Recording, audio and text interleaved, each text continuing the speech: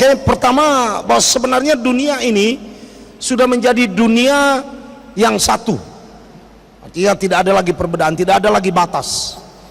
Dulu kita masih mempunyai batas, batas politik, batas ekonomi, batas negara, batas ini dan batas itu. Tapi sekarang dalam zaman globalisasi ini, batas itu mulai hilang. Dan kehilangan batas ini telah membuat peradaban baru muncul. Civilization appear. Karena apa? Karena batas ini, dan jelas saja. Bisa fokusnya dibaguskan dikit, kurang jelas. Karena tidak ada batas, maka dunia ini menjadi satu desa yang sangat kecil. Sehingga apa yang terjadi di Amerika bukanlah satu perkara yang sangat sulit untuk diketahui oleh mereka yang tinggal di Tiga Dolok, yang tinggal di Pamengke, yang tinggal di wilayah-wilayah terpencil. Oleh karena begitu luar biasanya, ya, begitu luar biasanya teknologi informasi yang dimiliki oleh manusia, sehingga yang di perut orang pun bisa kita lihat. Jadi kalau Alkitab mengatakan waktu engkau masih ada di dalam rahim ibumu, aku sudah kenal akan engkau, maka secara teknis itu bukan hal yang luar biasa bagi zaman sekarang. Kepada hamba Tuhan, Tuhan berkata, aku sudah kenal engkau ketika engkau masih berada di dalam rahim ibumu. Maka itu sebenarnya bukan sesuatu yang sangat sulit lagi bagi orang yang tinggal di zaman ini. Nanti kita lihat bagaimana sebenarnya dampaknya kepada gereja, ya, kepada gereja. Dan kemudian saudaraku yang kekasih dalam nama Tuhan, dalam era globalisasi ini, bukan globalisasi tetapi globalisasi,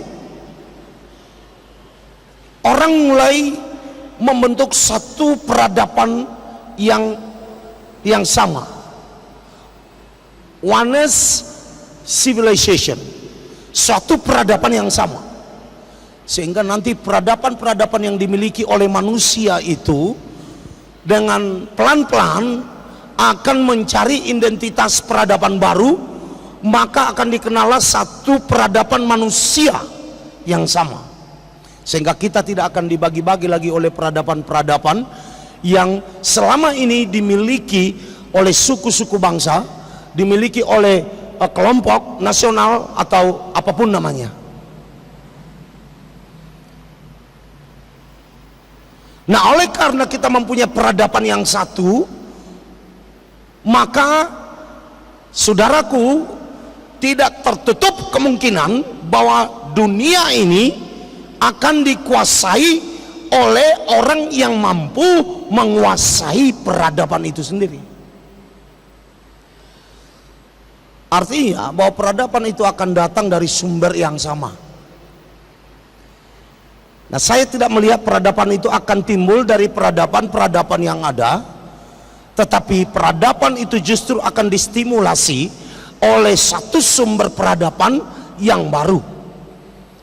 Nah, kenapa kelompok yang dapat menstimulasi peradaban yang baru ini menjadi bisa dominan dan mengatur dunia ini adalah karena mereka itu adalah orang-orang yang sangat mampu menguasai seluruh sistem yang bisa digunakan di dalam dunia ini. Dan itu siang ubion naudol. Aywan naudol tu panitia. Ayang gua sebetulnya ikut di hari pertama, doa ujala ikut pagi-pagi. Moluk sono sore-sore siang-siang dang nalawatusan nyalai biakan upat dokononan no. Alana sudah pembicara idang along isinggung mengenai globalisasi. Dari ayang gosongon itu apa buru marjami tak poi sada poi dua poi tur sampai sisia. Oh globalisasi oh. Borak don. Usuk panitia saya mah hepeng habis. Lautu globalisasi oniku 400 juta. 400 juta mah habis hepeng ni panitia. Holam mabai kohud dulu isi mabege aha globalisasi. Omai. Anggo na law marnipi do nauksani hiad do hita. Ayalah ninipi muno mana songono ni tahu kamu. Sabar ninipi muno mabek kamu songono.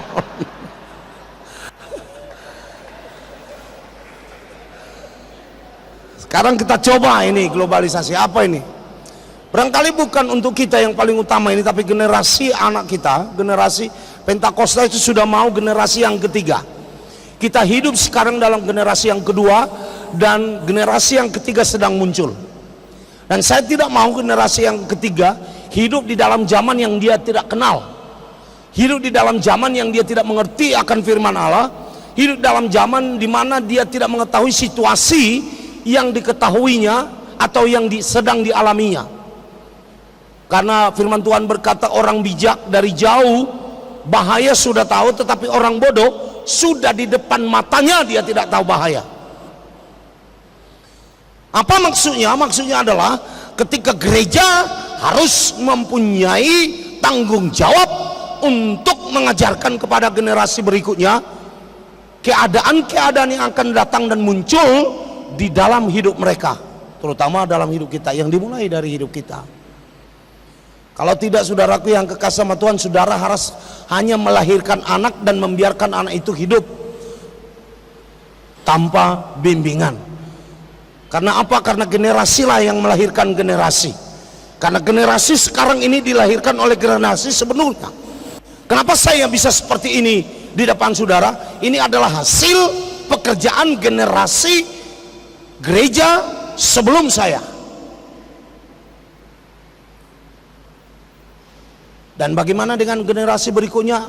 Itu adalah hasil pekerjaan generasi yang ada sekarang.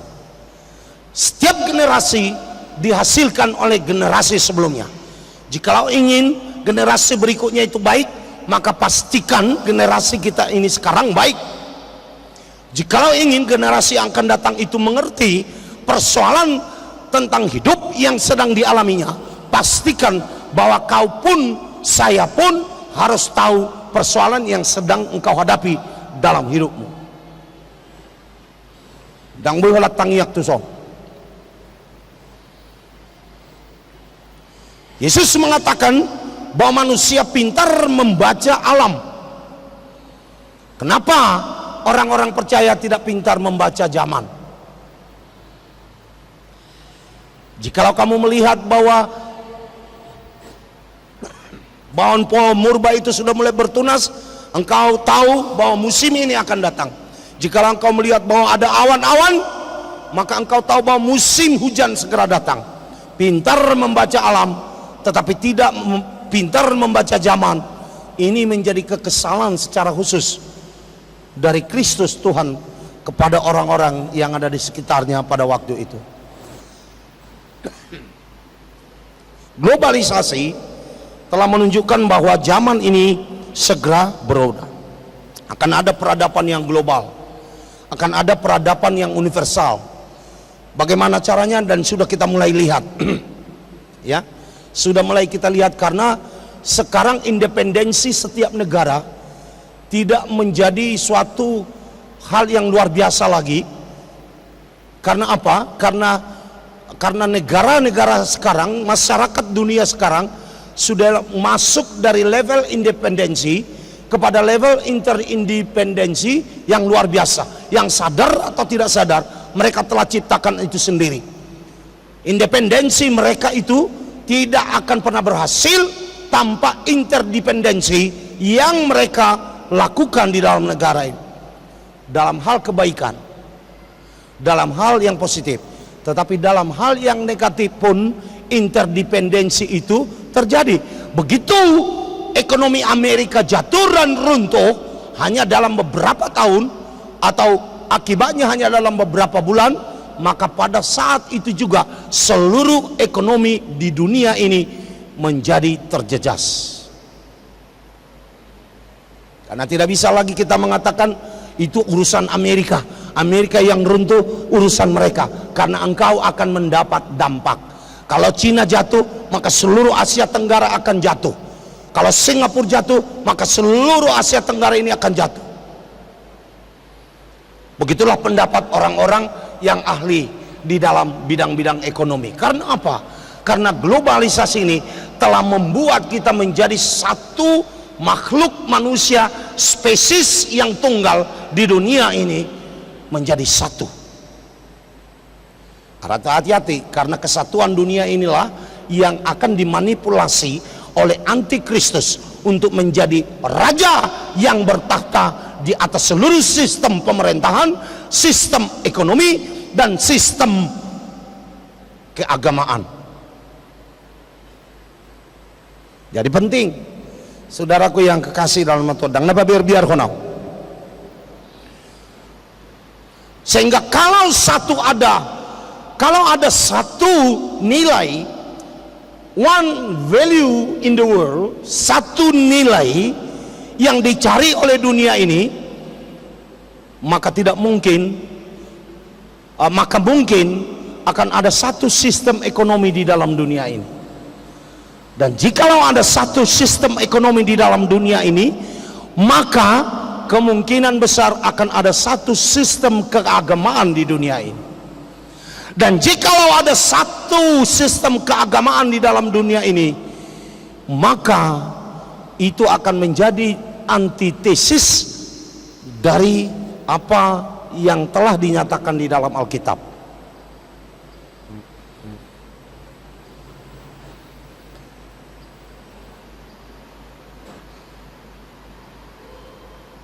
Oke. Ya tu siamu satu sinoi. Ayo tu siamu tepuk tangan jo ayo moluk tuau. Ya mang. Alaya dong buhida bahaya ni tepuk tangan on. Ala nang agabi songok haleluya taino ni. Sudai haleluya. Asal idok puji Tuhan saja lo. Haleluya na dangya tu siahanan ni haleluya na. Ope tepuk tangan on. Mulai martobat salah ibu dian mamacing. Itu sudah mah itu mesti martobat. Bahaya rotok tepuk tangan lo. Mulu itu do tepuk tangan mi dang jelas do be. Nah, saudaraku yang kekasih dalam nama Tuhan Yesus Kristus, siapakah sebenarnya yang membuat manusia ini bisa mempunyai tamadun yang berbeda-beda, bahasa yang berbeda-beda, bangsa yang berbeda-beda, agama yang berbeda-beda? Siapakah penciptanya? Oke, terima kasih. Siapakah penciptanya? Menurut saya penciptanya bukan iblis tetapi Allah.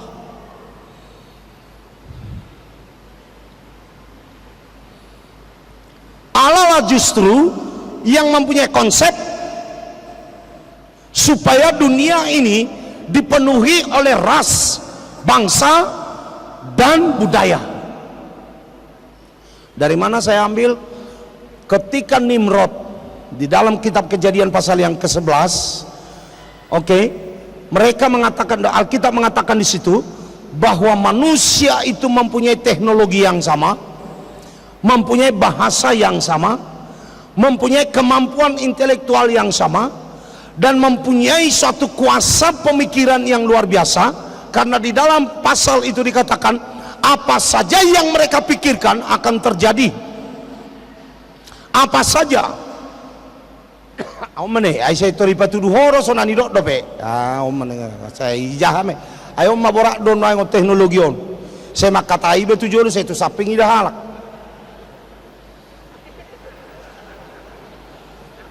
Saya manguluhon ibe jolo habe mbak saya tu saping ko maret dejol madangi parok kalak bina manguluhon no engon. Una saya tor pakaluar jo yai sino matau na gabi haboto anan no sudah ne bese sudah ai mah. Ay unang gabi sok kamot tong marsya ajar.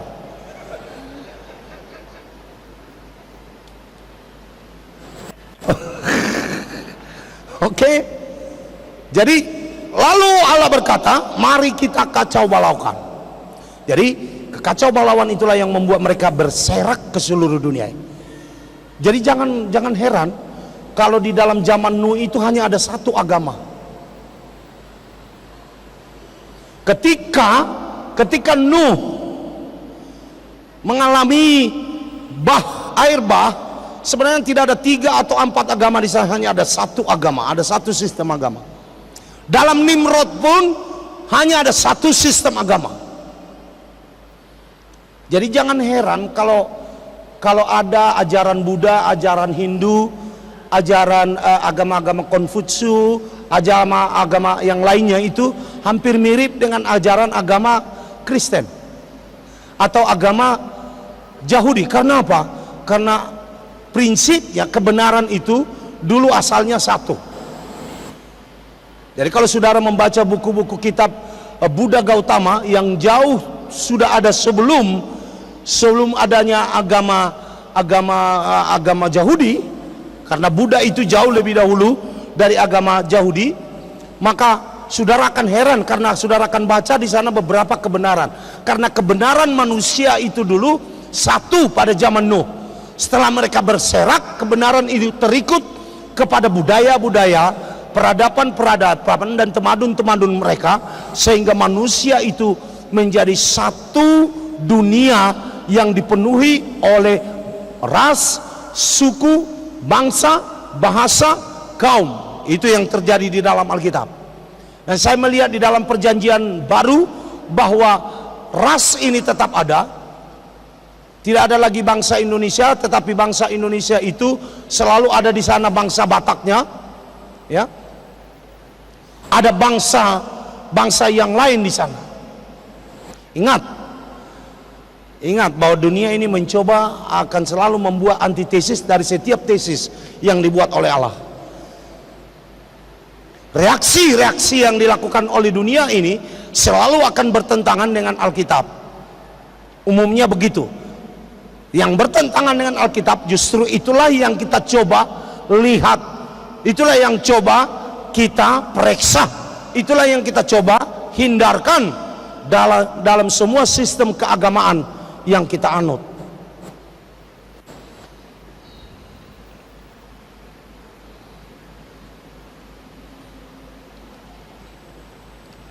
Jadi ada peradaban yang global. Nah sekarang bagaimana Alkitab melihat peradaban-peradaban ini? Ayo buat kamu udah peradaban? Ngapa ayah museo pator orang hukum museo peradaban on. Ayah harus peradaban on namun nasong sinakingan bega belau tu luar. Ay bahasa keluar. Ay dakot tu si ay ahadun nani dona bursa inna. Ay patorak si Jimmy Untor naking bursa. Ayong ko hubungan ni doho ursain na museo. Salah yo. Lu janay taruh so. Ayah dua mang maksud na bursain na.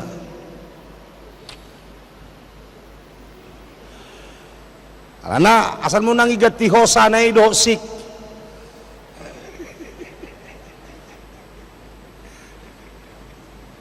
Molo nga bursik aborati. Ngai bursik behoin na, ibursikului. Nah sekarang kita lihat bahwa Alkitab sebenarnya tidak pernah mencoba untuk membuat gerakan anti peradaban. Ya, hati-hati dulu ya, pelan-pelan saja. Nah saya ingin memberikan pertanyaan teologis kepada bapak-bapak sekalian. Apakah Allah menciptakan peradaban? Atau manusia yang menciptakan peradaban? Atau manusia yang menciptakan peradaban dengan bantuan Allah? Atau Allah yang menciptakan peradaban kemudian mentransformasikannya kepada manusia? Atau manusia dan Allah bekerja sama melakukan peradaban? Nah saya melihat bahwa Allah tidak menciptakan peradaban. Karena apa? Karena peradaban itu datang dari pikiran manusia, akal budi. Dan akal budi itu telah diciptakan oleh Allah kepada manusia. Akal budi itu, pikiran itu telah diciptakan oleh Allah kepada Adam. Dan Adam tidak menjadi orang yang berakal budi setelah dia berdosa. Sebelum dia berdosa maupun setelah dia berdosa, akal budinya tetap ada. Cara berpikirnya ada. Nah peradaban itu datang dari the way of thought, satu cara berpikir dari manusia itu sendiri. Dari situlah timbul peradaban-peradaban yang kita miliki sampai sekarang. Untuk itu saya tidak melihat Allah itu anti peradaban, tetapi Allah anti manipulasi peradaban. Teknologi adalah hasil peradaban. Nah, saya melihat peradaban itu sifatnya, teknologi itu sifatnya netral, tidak salah dan tidak benar, tidak positif dan tidak negatif, tidak buruk dan tidak baik. Dia sifatnya netral.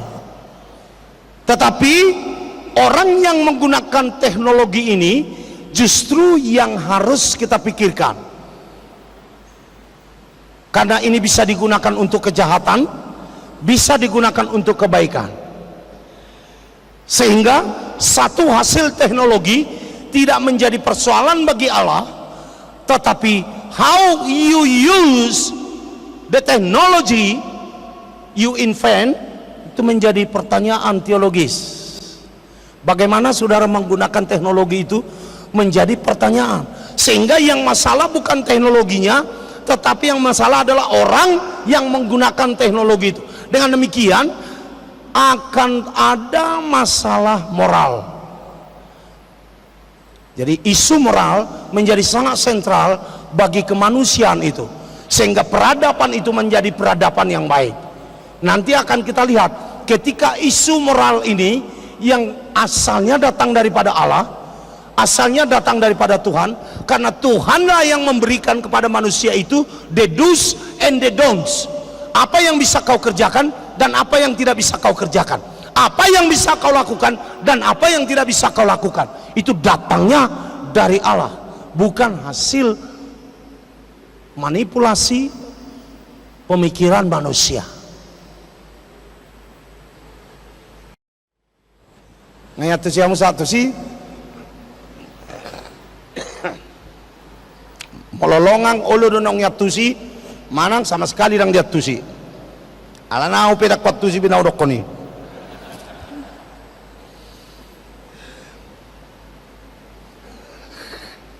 bator sunat terbe asa bulus martangia kita sonari. Saudaraku yang kekasih dalam nama Tuhan, sebagai pemimpin saudara harus mengerti ini. Kalau tidak, gereja bisa dimanipulasi oleh iblis. Nanti kita akan sampai bagaimana iblis itu memanipulasi kebenaran itu menjadi ketidakbenaran. Dan saya baru ngomong dengan salah seorang di luar, saya katakan bukan masalah firman Tuhan. Dia bilang kalau firman Tuhan kan siapa saja yang sumbernya kan namanya firman Tuhan, tidak bisa. Kalau firman Tuhan datangnya dari iblis nggak bisa diterima, walaupun iblis mengatakan yang benar. Nah, ketika iblis mencoba Yesus itu dengan firman Tuhan loh, firman Tuhan berkata begini, firman Tuhan berkata begini, jikalau begini kau akan begini, firman Tuhan berkata. Iblis tolak semua karena sumber firman Tuhan yang dikatakan itu adalah dari iblis. Umala doi mana firman Tuhan asaho. Hati-hati. Sekarang bukan apakah dia menyatakan firman Tuhan, bukan itu pertanyaan sekarang. Pertanyaan, siapa yang menyatakan firman Tuhan itu? Jikalau yang menyatakan firman Tuhan itu adalah orang yang tidak percaya kepada Allah, yang tidak percaya kepada Yesus Kristus anak Allah, yang tidak percaya kepada Roh Kudus yang bekerja di dalam gereja Tuhan, saya perlu mempertanyakan. Kalau dia datang dari liberalisme, universalisme, teologi kontemporer, teologi liberalisme, saya perlu pertanyakan semua firman Tuhan yang diucapkannya. Kalau itu keluar dari saksi Jehovah, kalau itu keluar dari Christian Science, walaupun itu semua murni firman Tuhan, I have to ask him. Saya harus tanya itu.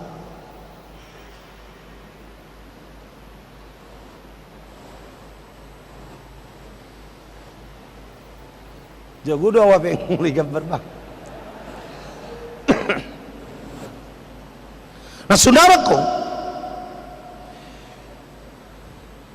saya tidak melihat peradaban yang sifatnya lokal diganggu oleh pemberitaan Injil.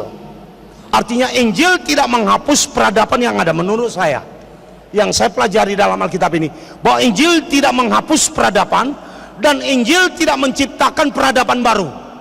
Barangkali dia menciptakan karakter baru, dia menciptakan jiwa baru, dia menciptakan paradigma baru, tetapi dia tidak menciptakan peradaban baru. Karena Injil tidak mencampuri intelektualitas manusia.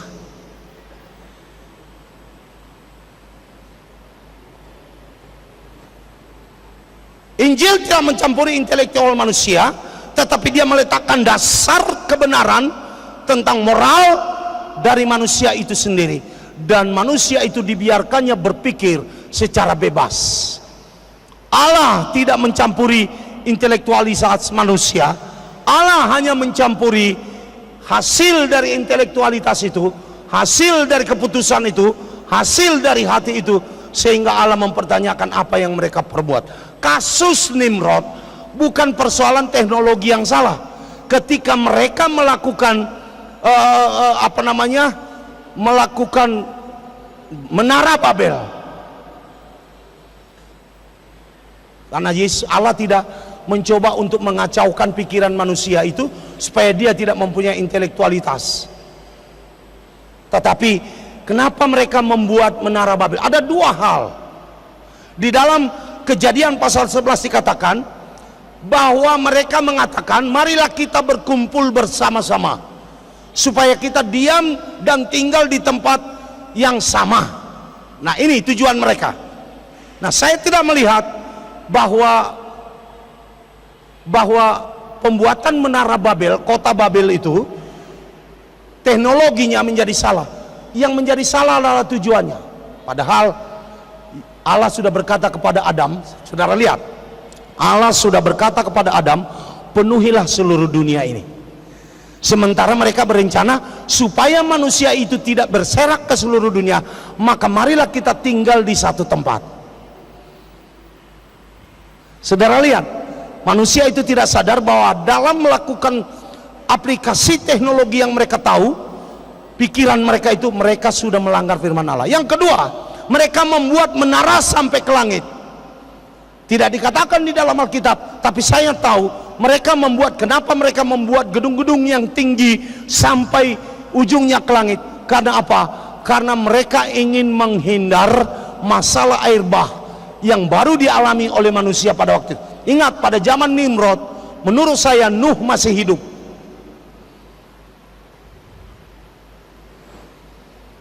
Sehingga kalau kita buat teknologi ini sampai ke langit, kalau Allah pun menghukum dunia ini, kita akan selamat.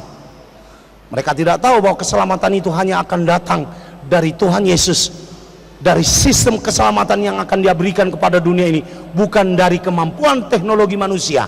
Saudara lihat bahwa manusia itu sadar tidak sadar telah melanggar semua prinsip-prinsip firman Tuhan dengan teknologi kemampuan yang mereka miliki. Teknologinya netral, tapi the man behind the technology, that's the most important thing. Manusia yang ada di belakang teknologi itulah yang menjadi masalah. Ada amin?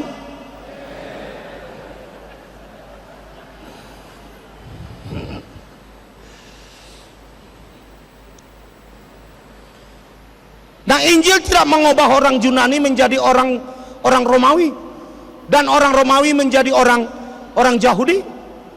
Tetapi orang Yahudi yang pada waktu itu menjadi dominan di dalam penyebaran Injil menjadi orang yang sombong, sehingga mereka mengharuskan peradaban-peradaban di sekitar mereka harus mengikuti peradaban orang Yahudi. Maka mengadakanlah mereka rapat sinode besar pada Kisah Rasul-Rasul pasal yang ke-15, dan Paulus menyatakan tidak perlu kita merubah orang Yunani menjadi orang Yahudi, orang Romawi menjadi orang Yahudi, orang Gaul, Galatia atau Prancis itu menjadi orang Yahudi, orang Yaman, orang Arab, orang apa, tidak perlu menjadi orang Yahudi. Karena Injil itu memasuki seluruh budaya manusia, seluruh peradaban manusia. Sekali ada prinsip yang menyatakan kita harus mempunyai satu budaya, maka hati-hati, karena Tuhan mengizinkan kita mempunyai banyak budaya, banyak bahasa. Tak perlu UGB halak Batak Nagabi Yahudi. Masalah Galatia demikian, karena semua orang Yahudi dari kelompok-kelompok Yakobus menyatakan orang-orang Galatia harus disunat. Walaupun mereka sudah percaya kepada Kristus, itu tidak cukup ikut disunat doho. Kemungkinan molo 10.000 saya ada sunat bah ngaboy kholat khamon noeng bah molo aja tukak sunat ison noeng dia boleh bisa 10.000 marsunat zaman noengon apalagi songkok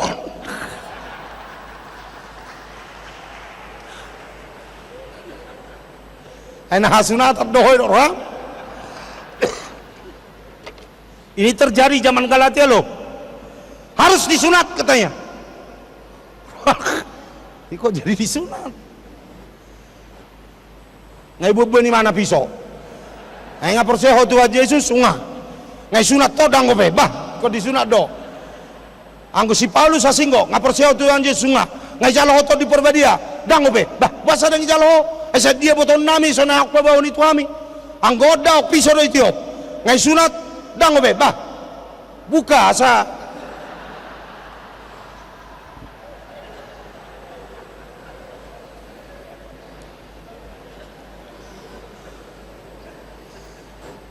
"20 tahun yang lalu ada satu gereja dari Surabaya yang mengajarkan setiap orang percaya yang bertobat harus muntah.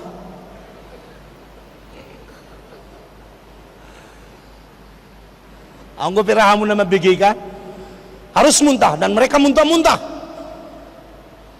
Terakhir mereka buat segala cara supaya muntah, karena mereka mengatakan dengan muntah itulah maka semua kekotoran dan kenajisan dikeluarkan dan mereka menjadi bersih. Legalisme memasuki keselamatan yang adalah sebenarnya perbuatan rencana daripada Allah yang luar biasa, tetapi manipulasi peradaban telah membuat agama kita menjadi corang moreng.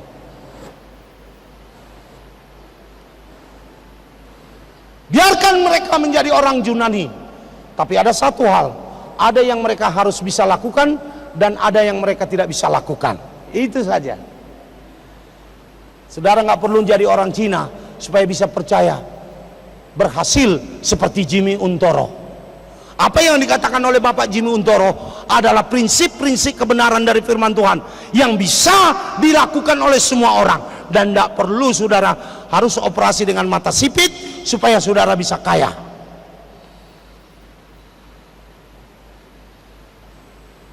Zaman globalisasi telah mulai mengarahkan kehidupan kita menjadi satu tamadun yang sama, satu budaya yang sama, satu sistem agama yang sama, sistem ekonomi sudah mulai. Saudara, dengan adanya fakta-fakta ekonomi, NAFTA ada itu, North Atlantic Trade Free Trade Agreement, ada ASEAN. Saudaraku yang kekasih sama Tuhan, kita lihat bagaimana NATO ada untuk militer, North Atlantic Treaty Organization.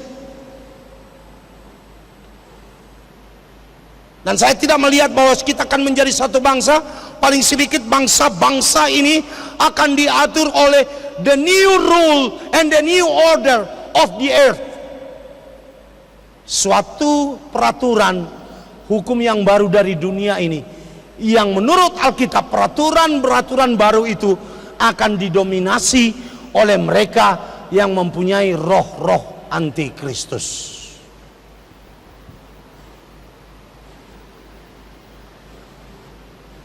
Menurut Alkitab udah.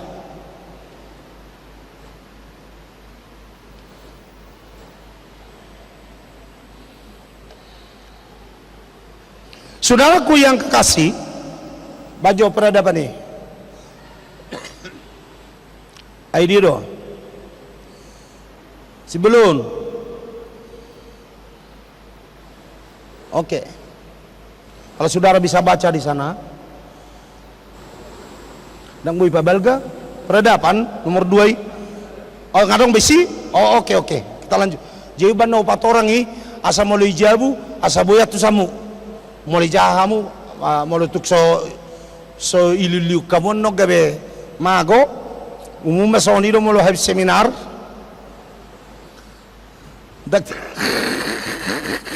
Daktar ida harotas nai, tiki majalo harotas od merdasi. Duk sai seminar, ngai paribak kono dang binoto memang natu dia. La ime bain alas di hudulan nanon molo kotor. Nah, saudaraku, dan Wahyu memperlihatkan bahwa di dalam Wahyu pasal 5 ayat 9, engkau telah membeli mereka bagi Allah dari tiap-tiap suku. Nah, saudara lihat pada akhir zaman bahwa suku itu masih dikenal. Pada akhir zaman suku masih dikenal. Dikatakan lagi di sini bahasa, kaum, bangsa, entity dan entitas dan identitas dari suku, bangsa, bahasa, kaum itu masih jampak jelas oleh Yohanes pada akhir zaman. Dan kata lain bahwa Allah masih memelihara keberagaman dari spesies manusia itu, sehingga Allah tidak akan dipuja oleh sebuah bangsa dunia, tetapi dia akan dipuja oleh bangsa-bangsa dunia, bukan oleh one nation of the earth yang adalah ciptaan atau akal muslihat dari antikristus, tetapi menurut Alkitab bahwa Allah itu dipuji oleh segala bangsa-bangsa dunia. Segala mulut akan mengaku, segala lutut akan bertekuk bahwa dia itu Tuhan. Entitas dan identitas dari kesukuan, kebangsaan, kebahasaan, dan kekauman masih jelas.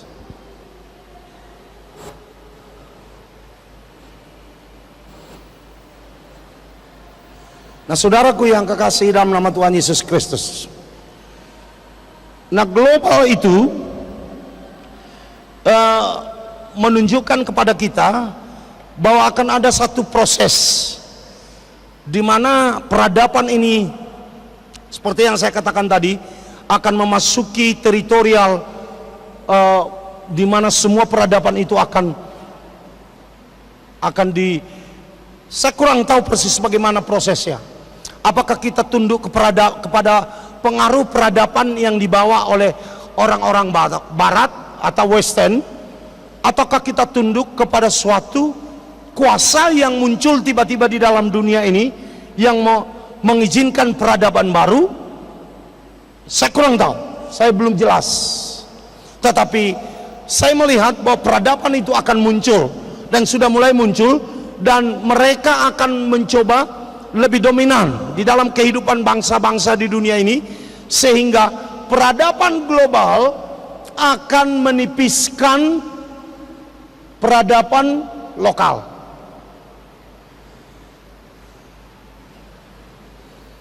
Kalau bukan menghabiskan, ai gereja topeng mulai songoni, pengaruh internasional telah menipiskan pengaruh lokal dari gereja kita. Halo,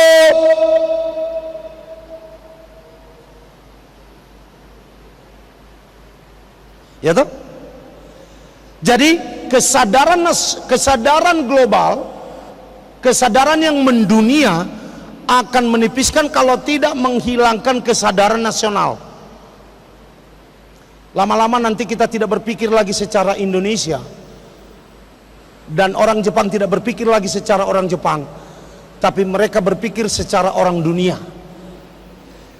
Dan orang dunia ini menjadi satu sistem cara berpikir yang akan dimiliki oleh manusia. Cara berpikirmu, paradigmamu, cara pandangmu, bagaimana caramu melihat sebuah perkawinan, akan ada satu prinsip yang baru tentang satu perkawinan. Maka orang akan meninggalkan prinsip yang dikenal oleh Alkitab tentang perkawinan, dan mereka mulai percaya kepada prinsip internasional tentang perkawinan. Sehingga mulai sekarang kita melihat bahwa ada beberapa negara yang sudah mengakui perkawinan sejenis. Ada perkawinan antara laki-laki dengan laki-laki, mereka menyebutnya sebagai perkawinan yang sah. Saudaraku, Alkitab melarang perkawinan antara dua jenis, antara satu jenis yang sama. Tapi dunia mengatakan no way, perkawinan itu sah.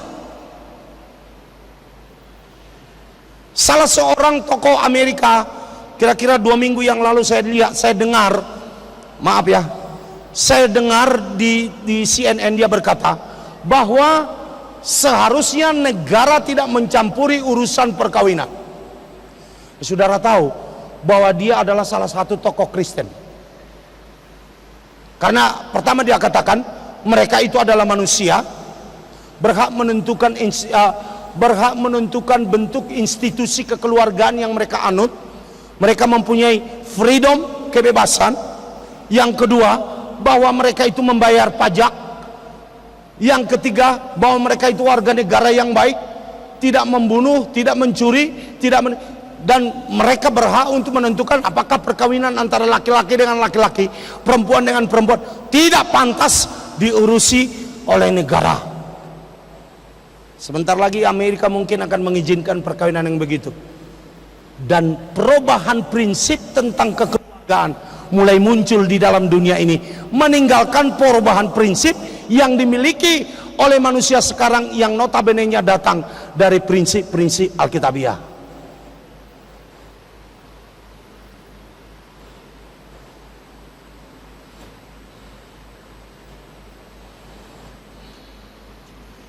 Saya mengambil contoh satu, bagaimana nanti dunia ini dipengaruhi. Setiap tahun ada ahli-ahli di dunia ini yang berkumpul di Davos, suatu kota di Eropa, satu kota kecil. Mereka berkumpul tiap tahun. Mereka ini datang dari ahli-ahli, betul ahli-ahli, dak songok kita on. Ahli mimpi. Ya. Ahli betul. Kemudian mereka ini tamatan universitas terkenal, Harvard, Yale, Oxford, dan mereka ini adalah pemegang posisi di perusahaan-perusahaan internasional. Nah, mereka sebut masyarakat Davos karena masyarakat Davos ini adalah satu kota di mana mereka berkumpul. Mereka mempunyai pengaruh di seluruh perusahaan-perusahaan di dunia ini. Bahkan banyak dari mereka kalangan sosiolog, mereka banyak dari psikiater, mereka banyak dari kalangan agama, mereka banyak dari kalangan pengusaha, orang ahli-ahli semua.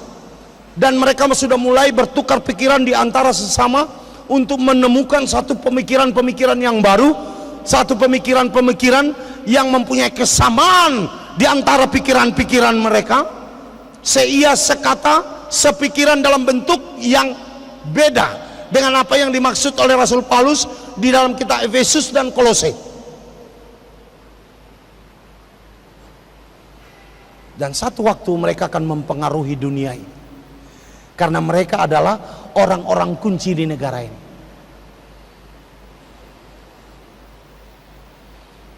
Sarupa di doho tahu. Saya kan pemegang kunci di Gereja Pentakosta Indonesia. Beda do molong au madok boy margodang do to madok boy margodang. Ya tu siamu do beda ni. Hatana sarupa. Au rosina go madok boy hita margodang inaon. Ai se bayon ni rohonomu. Ale mola madok ngaboy hita margodang mu balik sedikit sipo. Ima pengaruhna bedana au do ti mana? Nak pe sarupa. Hatana na pinasana. Nah, ini semua orang-orang kunci di dunia ini.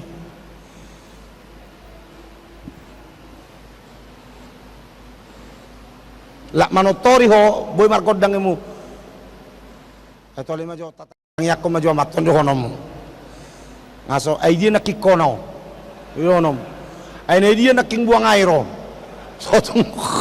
Setung nalaro tubunan ni bulu. Nei sapingi tamaminio. Irohonom.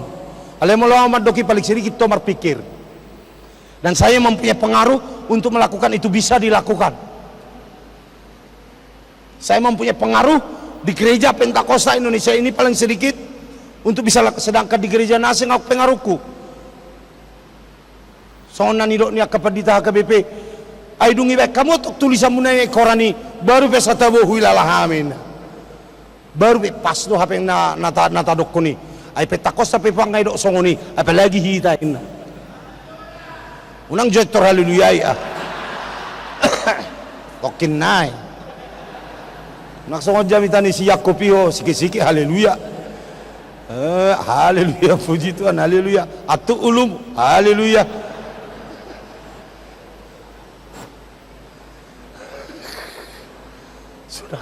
Saudaraku, hati-hati ya.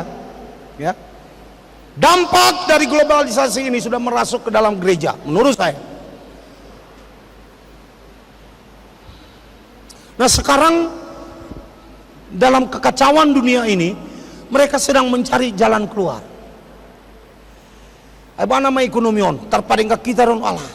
Kecuali ada seseorang yang bisa menyatakan saya bisa lakukan perbaikan-perbaikan ini.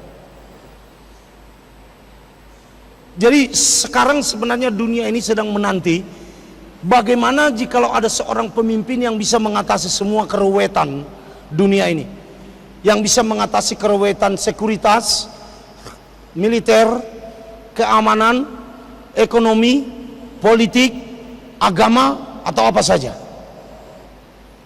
They are waiting for the new rule and the new order. They are expecting someone that can handle every things in the world, yang mempunyai solusi untuk menyelesaikan masalah-masalah dunia. Itulah sebabnya globalisasi ini menjadi sangat relevan dengan keyakinan. They believe someone. Mereka percaya seseorang. Dalam kitab Wahyu dikatakan bahwa seseorang ini bisa melakukan tanda ajaib di langit dan di udara. Nanti akan kita lihat bagaimana dia mampu menguasai dunia ini dengan ilmu perdagangannya, dengan ilmu politiknya, dengan ilmu agamanya. Dia bukan orang bodoh yang datang dari negeri antah berantah dan muncul tiba-tiba dan menjadi mempunyai kuasa. Enggak, dia adalah sosok yang sudah mempersiapkan diri walaupun belum muncul, untuk mengantisipasi kerinduan dunia ini untuk menyelesaikan persoalan-persoalan yang sedang terjadi di dalam dunia ini. Itulah sebabnya Yesus mengatakan yang akan datang dari belakangku itu, mereka akan menyesatkan. Mulai menyesatkan, ya, bukan menipu, menyesatkan. Menyesatkan itu artinya orang tidak tahu, tidak sadar bahwa dia sudah disesatkan. Dia masih pikir bahwa dia benar, tetapi sebenarnya dia sudah tidak benar lagi.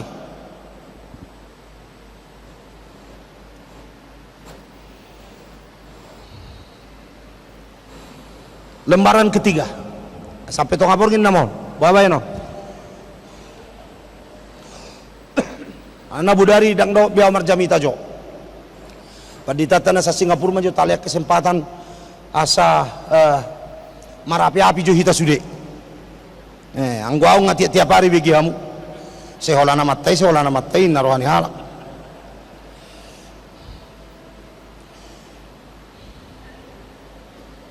Nah, saya melihat bahwa entitas gereja lokal akan semakin menipis.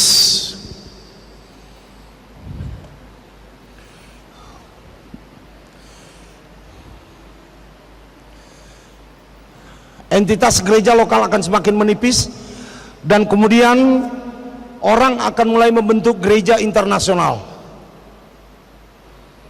Nah, kita tidak tahu dari mana datangnya istilah gereja internasional ini, karena internasional ini sebenarnya seharusnya adalah gabungan dari nasional-nasional, namanya internasional.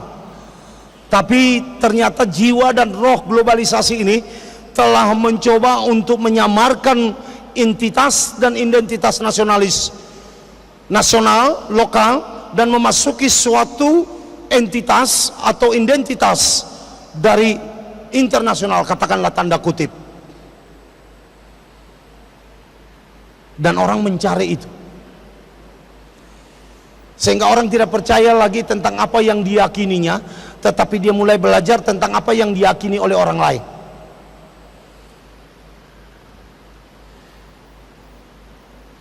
Nah, ketika orang lain berkata, yang mempunyai kemampuan untuk mempengaruhi dunia ini, saya bilang mempunyai kemampuan untuk mempengaruhi dunia karena dia menguasai sistem informasi dengan baik, dia menguasai sistem teknologi informasi yang canggih, sehingga setiap hari orang bisa mendengar dia melalui televisi, dan setiap hari dia bisa mempengaruhi dunia ini, sehingga apa yang akan dikatakannya adalah satu referensi yang akan mengubah entitas atau identitas dari gereja-gereja lokal. Orang sudah pernah bertanya kepada saya, mana yang benar Pak, angkat tangan satu atau angkat tangan dua? Mana yang benar menurut Alkitab?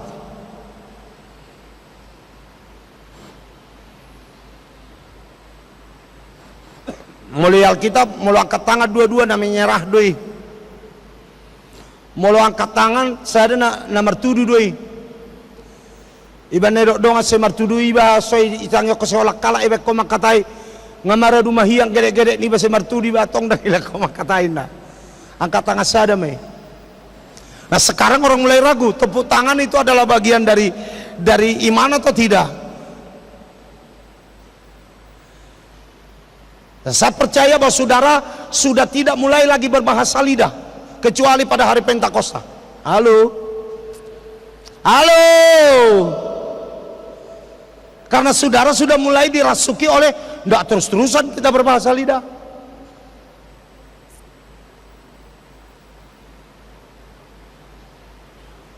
Songo padita teh hamar carita ayau ngai hamar bahasa lidau tarsaha pau itu ngadala do buah perdalan naniku bapak semalau merdalan na otok tuhutan nami mulai merpungu hapeng roba biat bah alani biar hu gabe barhatan alibanau gabe lari babiatina.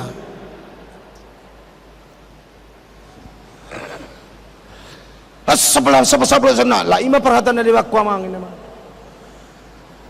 badak kinata dah lari babiati mangidahoniku.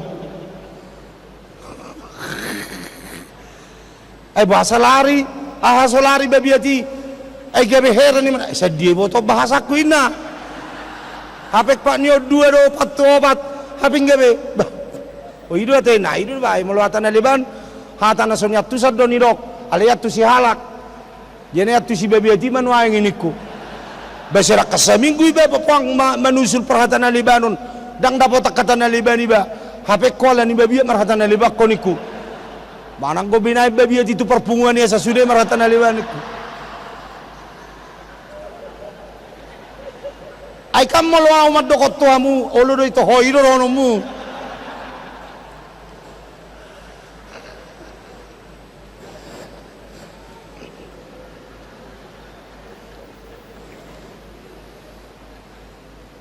dakatale libani daba molo na hatana liban na tarsah bonik adang bohora tarsah molo tarsongkotin de mana.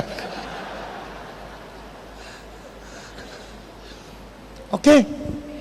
Sekarang gereja menjadi mempunyai banyak pilihan. Dulu gereja hanya mempunyai satu pilihan, Alkitab.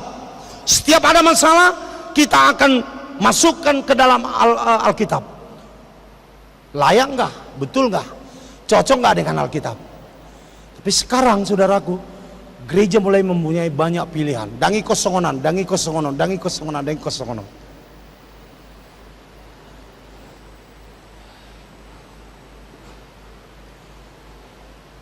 Nah, saya tidak berbicara tentang tata ibadah. Saya berbicara tentang kredo, keyakinan. Nanti kita akan lihat bagaimana sebenarnya bahwa gereja itu harus mempunyai suatu kredo yang jelas, teologianya jelas, eskatologinya jelas, soteriologinya jelas, bibliologinya jelas, kristologinya jelas. Ada 5 hal yang harus jelas di dalam gereja. Kalau ini tidak jelas, perlu kita pertanyakan apa itu gereja perjanjian baru atau gereja buat-buatan.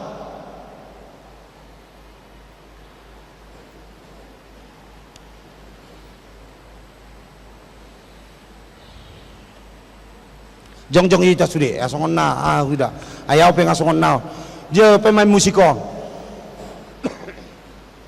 ise petahon na boy ay molo ay do ben na molo kadoli sinuru mar musik anggo na jolo ngoso jolo tarsasa tor di perbadi dang boy mar musiki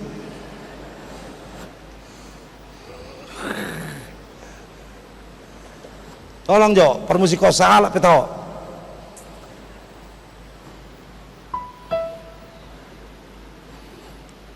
ayong go break down istirahat langsung matur sate oke kita angkat satu pujian bagi Tuhan ainu ngada po tau di bagasak katamina soniatusan di Portibion. Maaf yang tidak tahu bahasa Batak, ikuti saja Jalan kemungkinan saudara-saudara sudah banyak tidak tahu pujian ini karena sudah biasa dengan pujian yang lain. Karena kita lebih banyak dipengaruhi oleh pujian yang lain daripada pujian yang keluar dari pengalaman kita sendiri. Halo. Nah, satu kali saudara tidak akan melihat lagi Pentakosta yang dulu itu. Karena saudara sendiri yang mengubahnya menjadi Pentakosta anta berantah. Karena ada sumbermu yang baru, maka engkau akan hidup dengan cara itu. Ada sumber yang lain, kau akan hidup dengan cara itu. Tapi orang yang benar berpegang teguh kepada pendirian. Ada kredo yang jelas.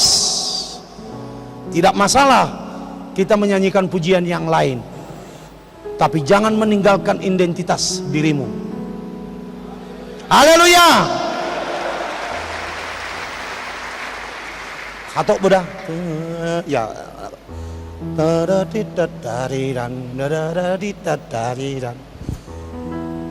Pakai apa aja? Pakai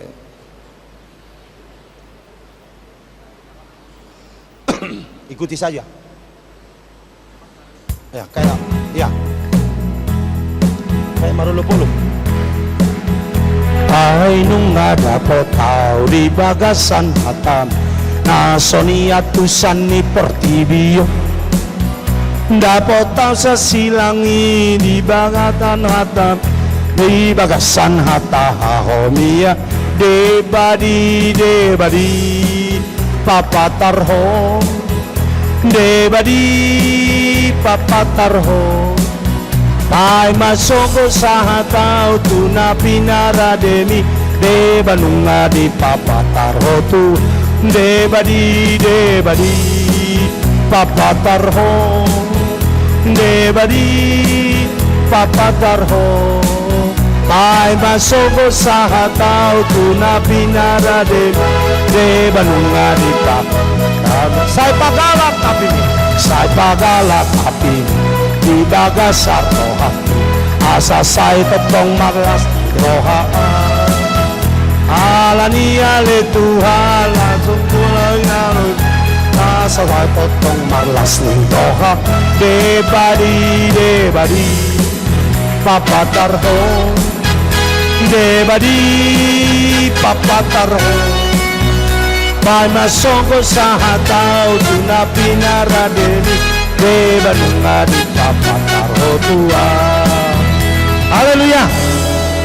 Saya persilakan duduk kembali.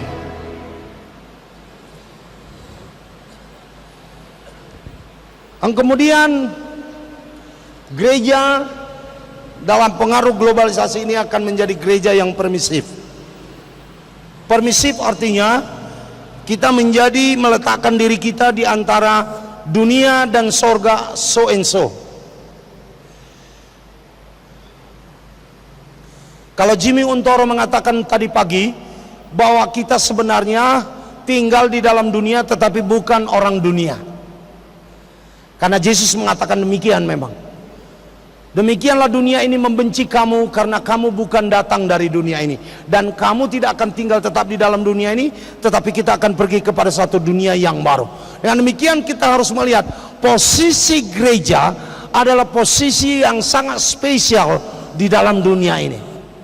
Sama dengan posisi bangsa Israel yang keluar dari tanah Mesir, yang tetap mendapat perlindungan dan mendapat anugerah keberkatan, kemurahan, pemeliharaan dan kelimpahan daripada Allah sampai mereka memasuki tanah Kanaan dan sampai sekarang.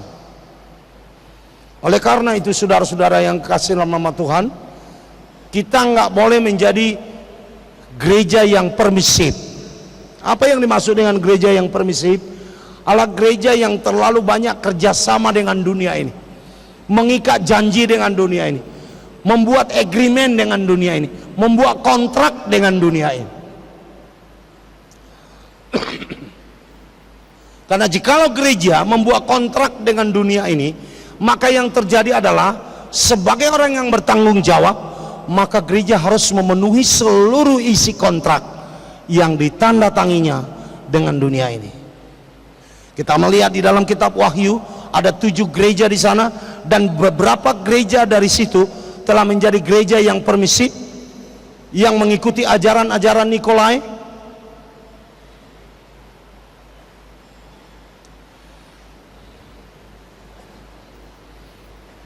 Yang melakukan perjinahan-perjinahan rohani, sadar atau tidak sadar.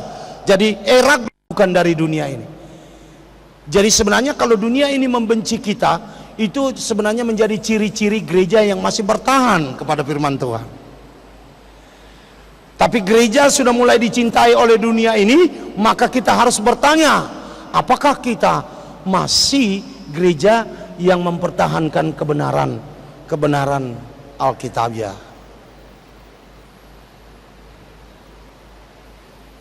Nah, saya tidak membahas itu panjang di sini karena kita sedang berbicara tentang globalisasi, pengaruhnya, akibatnya, dan bagaimana kita mengantisipasi ini semua dalam kehidupan kita. Saya lanjutkan terus. Saya skip beberapa bagian dari tulisan yang saya berikan kepada saudara, ya. Nah, beberapa yang sudah merasuki gereja ini beberapa saja, seperti teologi kemakmuran. Nah, sekarang saya harus memberitahu kepada saudara bahwa teologi kemakmuran berbeda dengan kemakmuran. Kemakmuran adalah bagian dari kehidupan orang Kristen yang memang available, bisa diperoleh dan malah dijanjikan oleh Allah. Tapi teologi kemakmuran adalah ketika kita melihat iman kita itu dari sisi kemakmuran saja. Nah, kemakmuran selalu berkonotasi dengan uang, dan uang selalu berkonotasi dengan materi, dan materi akan memasukkan unsurnya di dalam gereja, sehingga materialisme yang selama ini sebenarnya ditabuhkan oleh gereja menjadi masuk di dalam gereja, sehingga kita akan menilai gereja itu dari materialisme, isme materi. Dan kalau sudah sampai kepada materialisme yang parah, kita tidak akan percaya lagi kepada Allah, sebab kita hanya percaya kepada materi. Allah tidak nampak, Allah tidak kelihatan, Allah tidak bisa dijamah, dan Allah tidak bisa berkomunikasi. Tapi kita hanya berkomunikasi dengan materi yang satu kali kelak telah diangkat oleh orang-orang yang percaya kepada Allah menjadi Allahnya, sehingga mereka membuat material emas menjadi Allah mereka yang terbuat dari lembu. Kau baca songon Nabi Nanis Yakub. Mulai mana baik sudah tertarik doang melongi ba.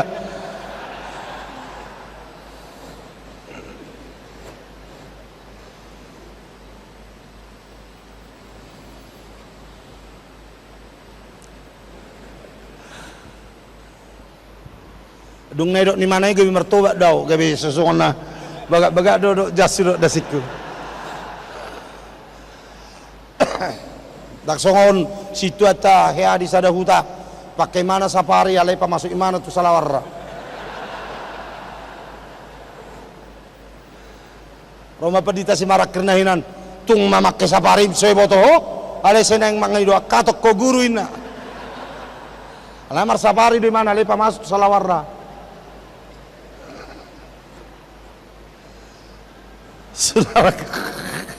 Saudaraku, kita melihat bahwa kalau saudara melihat ada konotasi orang sedang mengajarkan uang segala-galanya, saudara hati-hati.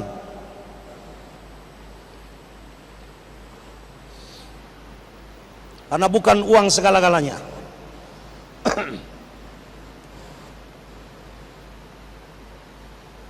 De facto Yesus ketika di dalam dunia ini miskin. De jure dia kaya. Ini istilah hukum. Karena tidak mungkin Tuhan itu miskin. Tapi de facto dia miskin.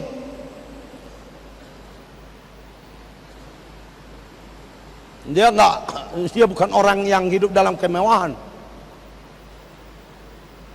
Untuk bayar pajak aja harus dari ikan kok.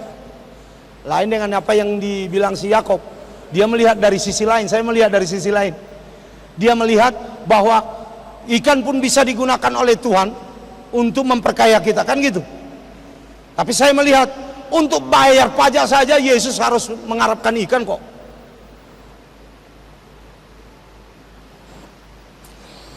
Saking miskinnya. Nah, saya tidak melihat bahwa Yesus itu anti kepada materi, tetapi ketika pengilahan kepada materi itu semakin menjadi-jadi, gereja diukur dari besarnya gerejanya, gereja diukur dari berapa biaya yang dipakai untuk gereja itu. Jangan salah saya, jangan salah mengerti saya bahwa saya anti pembangunan, tidak. Tetapi ketika teologi kemakmuran itu menjadi sistem kegerejaan, maka hati-hati, itu pengaruh dari globalisasi yang bisa merusak keimanan kita kepada Tuhan, sehingga Tuhan menjadi bukan Tuhan kalau dia tidak memberkati saudara secara materi. Dan jikalau ada oknum yang lain yang mampu memberkati saudara secara materi, saudara akan pindah kepada Tuhan itu. Dan nama dok rupanya seperlu hita mamora mahita sude. Mana sona dok ni pama Batak, junjung si bora, lujung otik, luhu mahita mamora, aleu mora hamiotik.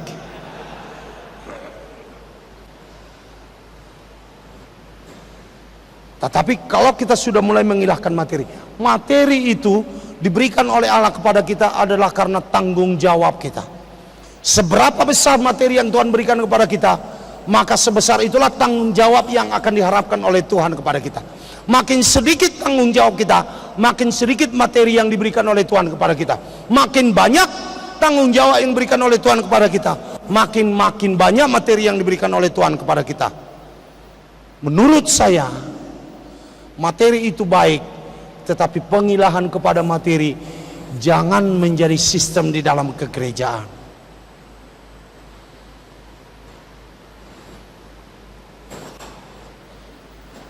Kemudian saya melihat saudaraku yang kekasih dalam nama Tuhan Yesus Kristus, ada ajaran legalisme, ya. Mulai legalisme ini bahwa keselamatan itu datang dari bagaimana saudara melakukan firman Allah itu dengan baik. Saya beritahu kepada saudara, kalau saudara sekarang percaya kepada Yesus Kristus dan saat ini saudara mati, saudara akan masuk surga. Jangan batasi kemampuan keselamatan yang diberikan oleh Yesus kepada kita. Tapi kalau saudara masih hidup, saudara pantas hidup seperti orang-orang percaya. Tetapi ketika gereja mulai berbicara tentang legalisme, maka akan muncul teologi legalistic work of salvation, keselamatan yang dilakukan oleh karena perbuatan, yang telah disangkal oleh Paulus dalam kitab Roma dan disangkal oleh Paulus dalam kitab Galatia, bahwa keselamatan itu adalah hasil perbuatan kasih Allah kepada setiap individu. Allah tidak menyelamatkan bangsa, tapi dia menyelamatkan individu. Everyone who believe in him, setiap orang, setiap individu yang percaya kepada Yesus itu diselamatkan. Haleluya, haleluya. Kita nggak perlu mengubah ini. Mak, tepuk tangan menggoy Pak. Haleluya. Haleluya, si terlebat kurang kurang srek kosone ai pedeta benetina king itorsona serenta doa mu wida moluk tiba wida hamu sakit adon naruh habor wa.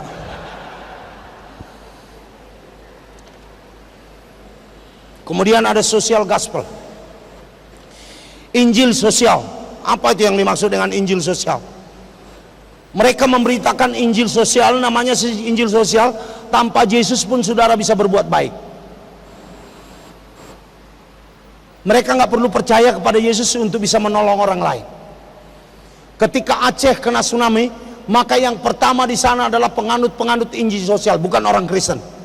Kebetulan mereka orang Kristen, tapi mereka adalah penganut Injil sosial. Mereka berbuat baik kepada sesama. I can love somebody without Jesus. Saya bisa mengasihi seseorang tanpa Yesus. Dan orang mulai percaya, iya toh, tanpa Yesus pun kita bisa berbuat baik. Tanpa Yesus pun kita tidak mencuri. Tanpa Yesus pun kita tidak menipu. Tanpa Yesus pun, dan kemudian inti substansi Yesus itu menjadi hilang.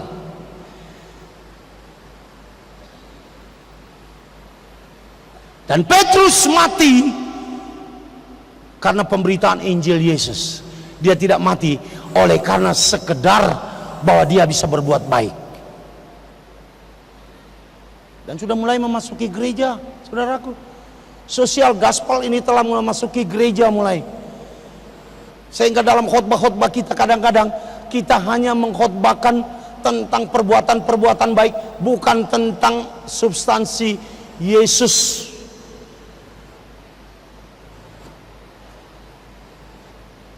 Nah, saya percaya saudaraku yang kekasih sama Tuhan, globalisasi mencoba menghilangkan Yesus ini, karena inilah musuhnya yang paling besar. Kalau orang hanya percaya kepada Allah tetapi tidak percaya kepada Yesus, tidak persoalan kepada iblis, karena iblis juga percaya kepada Allah. Bukan hanya percaya, tetapi dia gemetar di hadapan Allah. Tetapi sekali orang mulai tidak percaya kepada Yesus, maka berhasillah antikristus itu memasuki semua elemen kehidupan keagamaan itu. Untuk itulah Paulus rela mati. Untuk siapa? Untuk Yesus ini. Untuk itulah Petrus rela mati untuk Yesus ini. Untuk itulah rela Thomas pergi ke India dan mati sebagai martir karena Yesus ini. Untuk itulah semua rasul mau mati karena Yesus ini, bukan karena sekedar pernyataan perbuatan-perbuatan baik. Hati-hati. Zaman ini gereja diperhadapkan kepada satu suasana yang luar biasa. Kemudian musik-musik. Saya percaya tidak semua musik harus bisa kita terima di dalam gereja.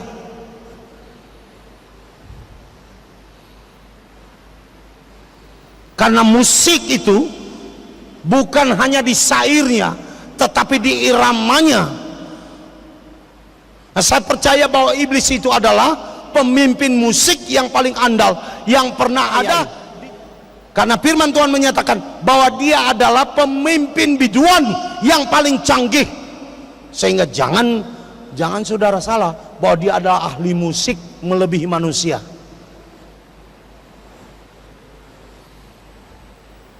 Kadang-kadang kita berpikir musiknya kan nggak apa-apa, yang penting kan syairnya.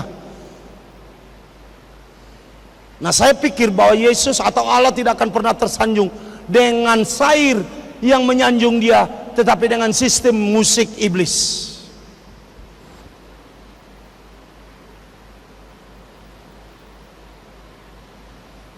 Nah, saya tidak memperdalam ini karena kita sedang bicara tentang globalisasi. Kalau mau perlu kumpulkan uang 400 juta, kita bikin lagi seminar seperti ini. Haleluya. Anggo hamu dan iboto hamu nadiai, anggo sipatanga tangi sama bagi musik ni gereja. Alana dak taboto sa dia mana masuk, dang boy sa pinggol, dang boy sa mata sa pinggol.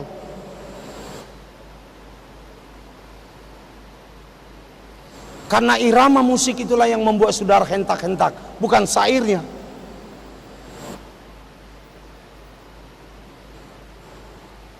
Ngehau dak sadar. Angka-angka kaki ya di PMH. HP godang gonai di mana dah? Dangadok kata-kata nih, holan musik nih do.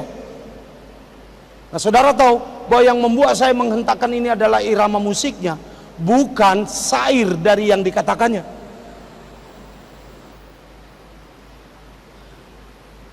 Mula-mula syair udah pola buai, alana syair ibu udah pakai tasibata marjamitai, engok apa di tata soni marjamita tu siatar. Horwa baru membagi kaset dari mana horwa di mobil na. Jadi yang kau hita jol manusia ini mana? Meragam-ragam doa kena pinasita ni rohana. Marasing-asing doa kena pinangido ni rohana. Nasa dari mana?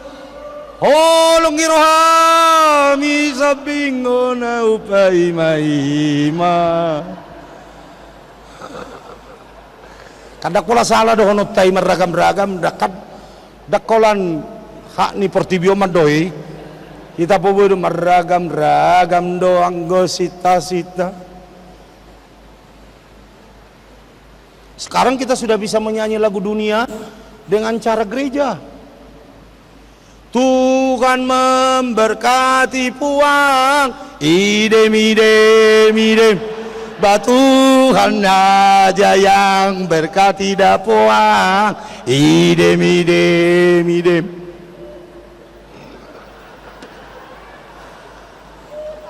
Tari demi demi demi. Alana idem-idem sarupa dedok amen-amen. Ya artinya sama. Ya toh amin sama itu dengan idem. Idem artinya kan setuju. Batu dia nama lulu ada puang. Idem idem idem.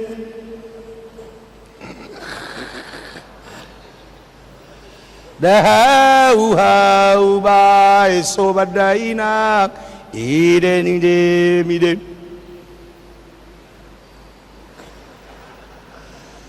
Kita ganti dengan Tuhan Yesus memberkati dapuang idem idem idem.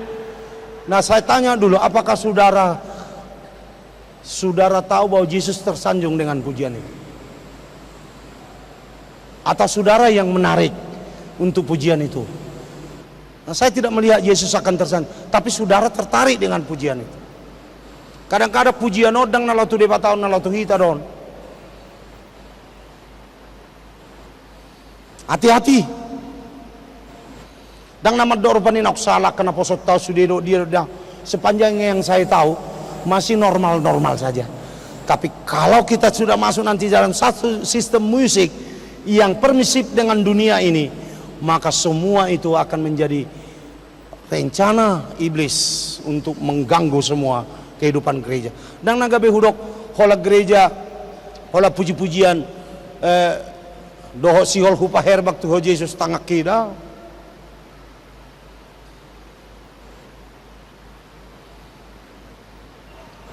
Karena banyak pujian itu ya bisa saja cocok dengan kita, cocok dengan orang lain, tapi tidak cocok dengan kita, bisa saja. Cocok dengan sekolah minggu belum tentu cocok dengan kita. Seperti pujian yang menyatakan kambing mbek-mbek, kucing meong-meong. Apa lanjutannya? Dok. Takal. Macam mana saya bisa memuji Tuhan dengan cara itu? Untuk anak kecil mungkin bisa. Jadi tolong seleksi puji-pujian yang ada di dalam gerejamu. Jangan curigai semua pujian, tapi paling sedikit engkau tahu bahwa pujian itu adalah pujian yang diciptakan khusus untuk Tuhan. Haleluya. Bukan karena kita kekurangan bahan untuk mencipta pujian sehingga kita ambil semua pujian dunia ini dan kita ganti. Lalu sebenarnya yang kita lakukan di sana bukan pujian kepada Tuhan, tetapi pemenuhan semua kebutuhan-kebutuhan emosional kita tentang apa yang namanya musik, apa yang namanya lagu, apa yang namanya irama. Hati-hati. Ay bado, gajangay do pyo. Ay bado paturuson lau kakay ramay ita. Ngai dia ketua panitia i. Bado. Ngato ngaono. Ngasai be? Ah, oke. Jika jangai puang ba mabe non ni. Ai padit ai panitia ro mado tua wala ni 2 job hamu amangin na. Jenga do bitolu jom. Ngato ngaono sonari. Lihat no tado kesempatan tu panitia lana perjolo idok konina ina mangan.